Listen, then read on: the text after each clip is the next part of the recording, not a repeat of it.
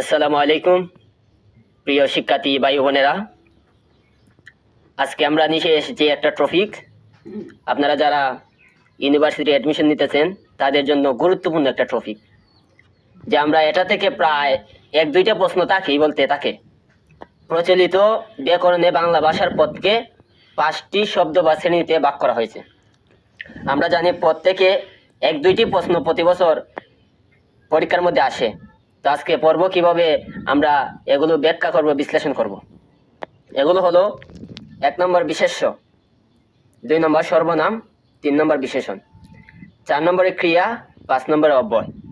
নতুন ব্যাকরণের পদের নিম্নলিখিত এই 8টি শ্রেণীকে গ্রহণ করা হয়েছে। এই 5টি থেকে আরও 3টি যোগ করে মোট 8টি করা হয়েছে। 1 নম্বর হলো বিশেষ্য, বিশেষণ, 3 নম্বরে সর্বনাম, 4 নম্বরে ক্রিয়া।